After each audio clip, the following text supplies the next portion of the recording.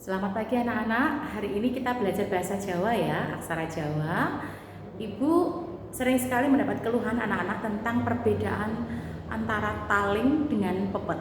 Karena dari tulisan sama, cuma yang membedakan itu adalah suaranya ya, contoh seperti ini.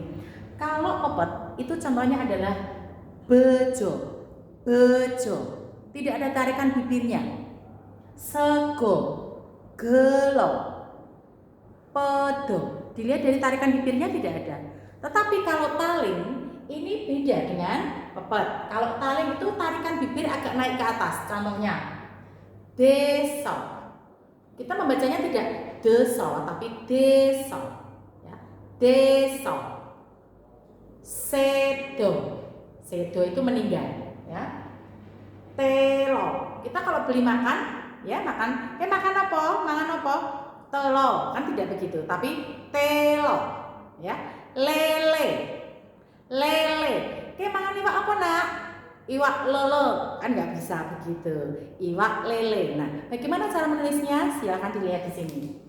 Bejo itu pakai bo, kemudian dipepet, kemudian huruf jo. Bejo. Sego, se dipepet besar. Go, gelo, go dipepet besar, lo berhenti. Pedo, po dipepet, do, pedo, ya. Jadi kalau kita melihatnya pakainya pepet semua. Tapi kalau ini berbeda. Deso, d jadi pakai taling, taling itu ada di depannya begini nah. Deso. Sedo, taling, so, do, sedo. Telo, taling, to, lo, telo. Ya, sekarang challenge buat kamu. Sepeda.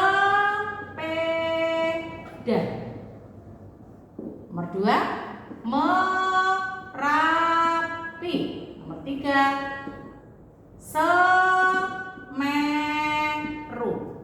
Silakan ditulis di tugas kalian.